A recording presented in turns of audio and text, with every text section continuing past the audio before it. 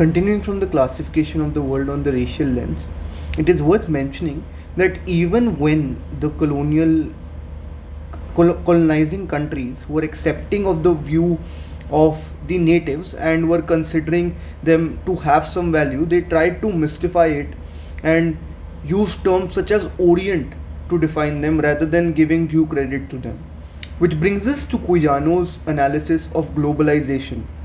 According to Quijano, and Quijano was very vocal in his writings to talk about this fact that globalization is a purely European phenomena that tries to minimize the indigenous views and maximize the views of the European and the Western nations. This globalization tried to destroy the heterogeneity that is present in the world and try to create a homogeneous culture where the European is the paramount way and the Indic civilizations completely lose their cultural roots and their values attached to it. Now, Quijano also tells us that we cannot divorce away the historical connotation of modernity from colonialism and simply understand colonialism as and simply understand modernity as a one-off thing. We have to relate both of them together because modernity has a distinct orientation attached to it which cannot be divorced away from colonialism, and this modernity was used as a method to actually diminish the value of the traditional or the Indic civilizations. Now, global cultural hegemony was the one of the root reasons, root things rather, that these colonizing nations wanted to create. And this global cultural hegemony was created through various means by basically indoctrinating the traditional people and educating them not on their own civilization and value, but rather on the things that the European nations or the colonizers deemed to be of importance. This global cultural hegemony, thus they were indoctrinated on the religious traditions of the Judo-Christianity or the Christian religion rather than them being taught about their Indic civilization or their roots. Their complete roots were destroyed and they were taught only on the religious lines of the Christian character so that a global cultural hegemony could be created which would be beneficial to the European nations. Now, Sylvia Wynter has written more on this aspect when she has examined the religious lines of the European colonialism at depth.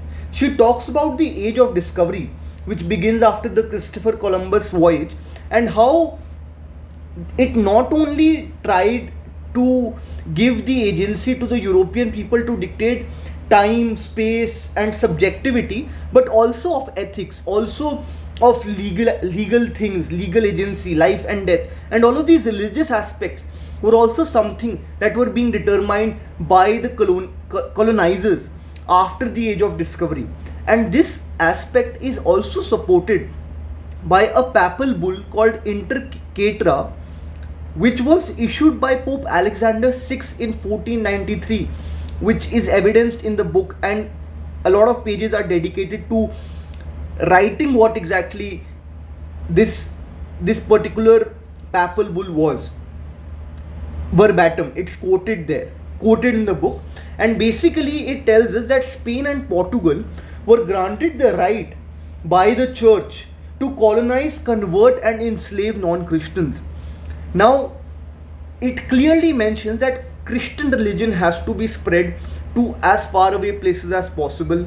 After the Columbus voyage, there has been discovery of remote islands. We can see how in 1492 Columbus has discovered the island, and in 1493 this papal has been issued. So the discovery of remote islands, and these remote islands are completely capable of embracing the Christian religion. It was written in the papal that these particular islanders can be indoctrinated to the Christian religion, and they can come into the fold of Christianity.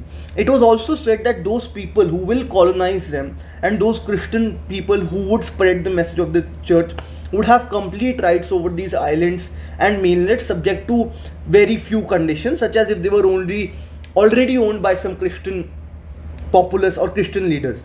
This spreading of the Catholic faith was held to be a very important thing that they could do for the glory of the Christendom, and it would be greatly respected.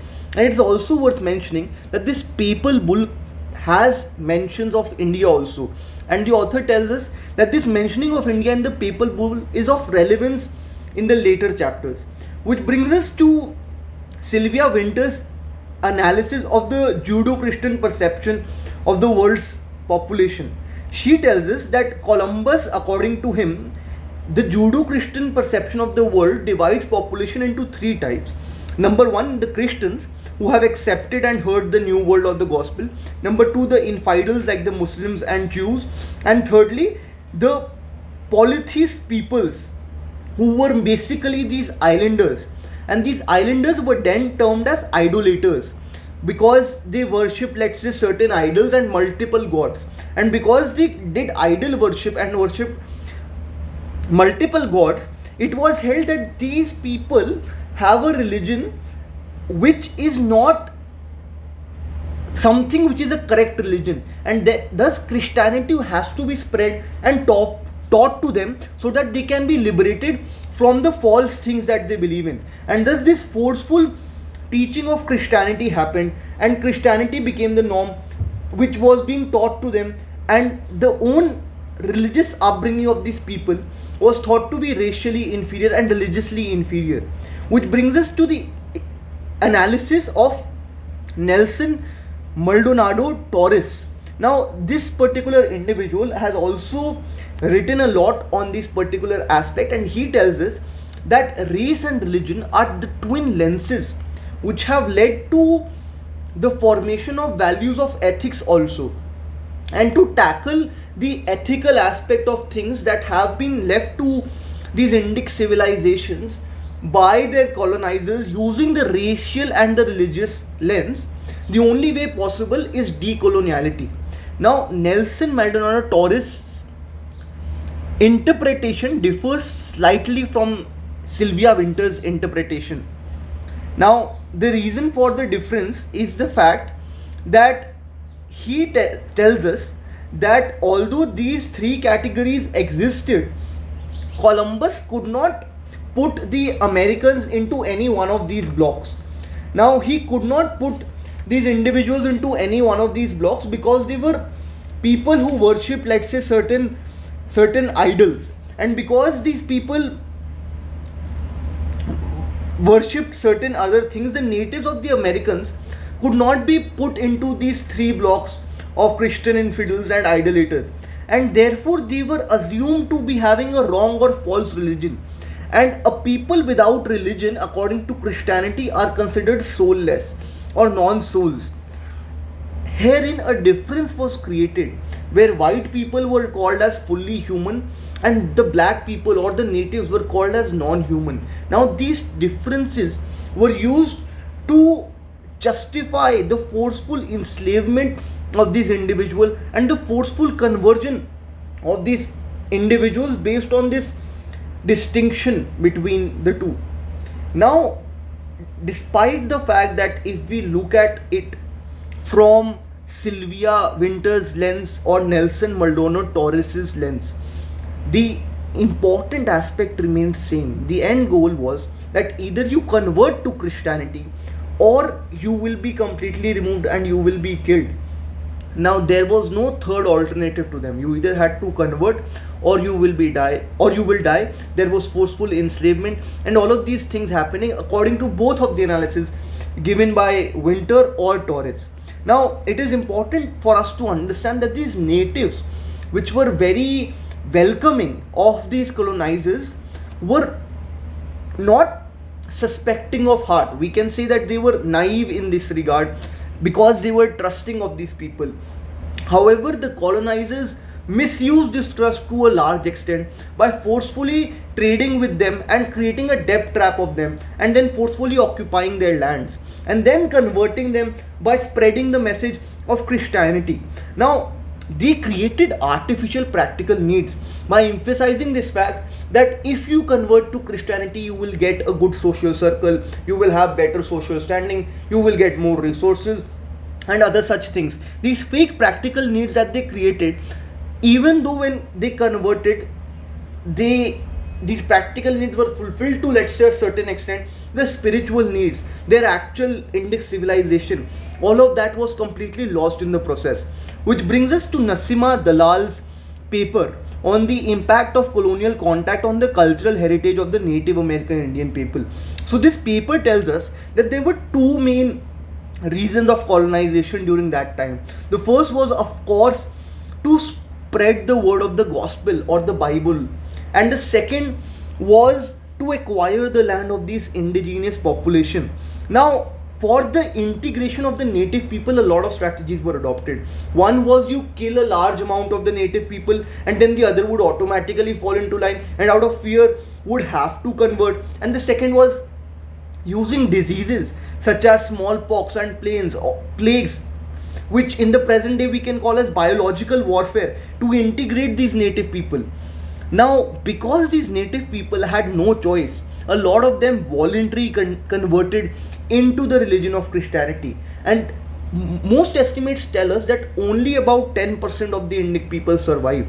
Now, it is worth mentioning that very little culture that survives of this community.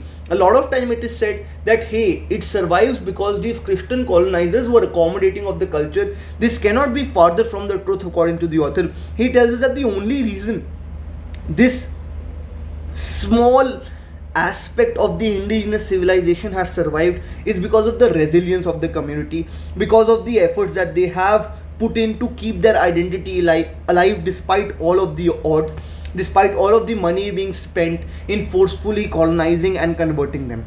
Which brings us to the white man's burden, how it originated.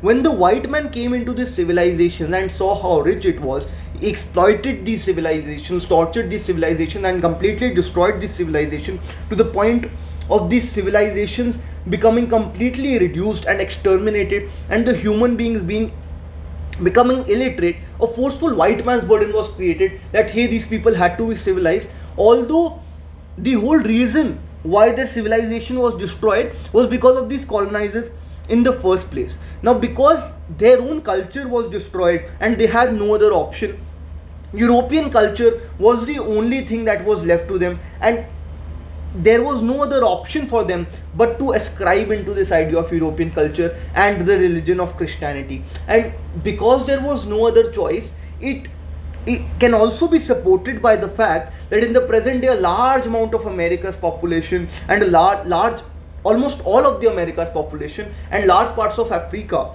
are still in the Christian religion. They had no other choice, so they had to cling into whatever culture was available to them. And now when they clinged into Christianity and brought into the idea of the European culture as they had no other option, they thought that they had been defeated, and they were taught this, that they had been defeated because their culture was old, it was archaic, it was mystifying, it was and all of the and it was all bad. And because they are taught these things and they feel that they were defeated because of their culture, they now start spewing venom against their own culture. And this is how this cycle is completed. You not only forcefully convert these individuals but also teach them that their own culture was bad and that's the reason they lost them, and then they spew venom against their own culture and ascribe into this idea of Christianity, and thus completing the whole culture. You take away their land, you take away their identity, you take away their culture,